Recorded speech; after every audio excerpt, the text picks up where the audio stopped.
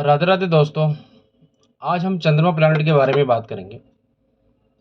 चंद्रमा प्लैनेट हमारी लाइफ में बहुत सारी चीज़ें को डिनोट करता है।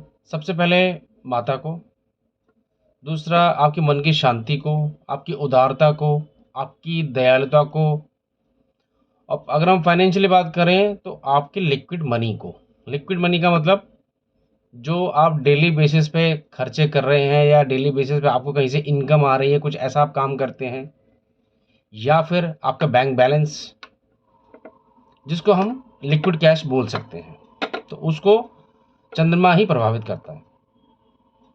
नॉर्मली हम लोग पत्री में चार्ट के हिसाब से ही इस चीज़ को कैलकुलेशन करते हैं कि और भी क्या क्या सिम्टम्स हैं और कौन कौन से प्लानिट इसमें इन्वॉल्व हैं, लेकिन सबसे ज़्यादा रोल चंद्रमा का ही माना जाता है। तो चंद्रमा की जो आइटम्स होती हैं, जैसे राइस हो गया, मिल्क हो गया, वाटर हो गया, सिल्वर हो गया, तो ये सारी चीज़ें चंद्रमा की हैं। अब जिसका चंद्रमा खराब होता है उनके घरों में अगर आप देखेंगे तो दूध भी उबल जाता है। दूध रखा हुआ है गैस पे, लेकिन उसको ध्यान नहीं दे रहे, या फिर वहीं खड़े हैं फिर भी वो उबल के नीचे गिर गया। तो वो एक छोटा सिम्टम है, उससे पता चलता है कि भाई चंद्रमा इनके घर का वीक है। ये जो अर्निंग पर्सन है उसका चंद्रमा वीक है या हो रहा है।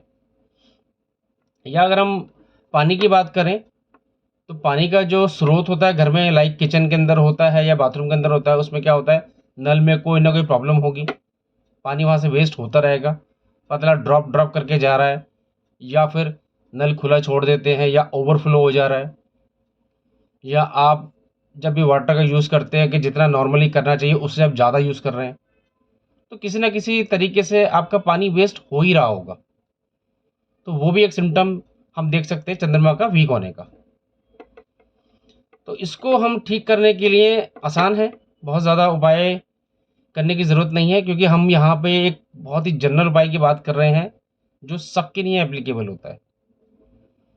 तो सबसे पहला जो उपाय है, हमें अपने माता पिता का सुबह उठ के पैर को छूना चाहिए, चरण स्पर्श करना चाहिए और उनकी सेवा करनी चाहिए, क्योंकि चंद्रमा हमेशा आपकी माता से देखा जाता है। अगर चंद्रमा वीक भी होगा तो आपकी माता की जो सेहत होगी वो भी ऊपर नीचे उतार चढ़ाव उसमें चलते रहेंगे।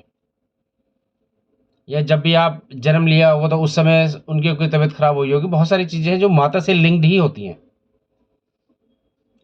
माता के सुबह नहाने धोने के बाद, आप पूजा वगैरह करने के बाद अगर आप चरण स्पर्श करते हैं माता का, पिता के अपने, तो उससे भी आपके चंद्रमा को बहुत बल मिलता है।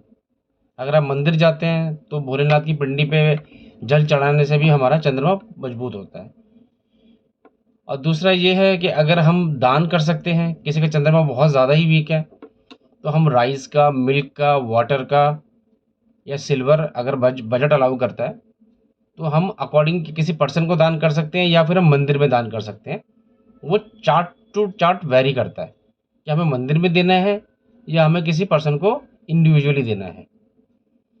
तो ये छोटे छोटे उपाय करने से हम चंद्रमा को धीरे धीरे धीरे धीरे करके इम्प्रूव कर सकते हैं।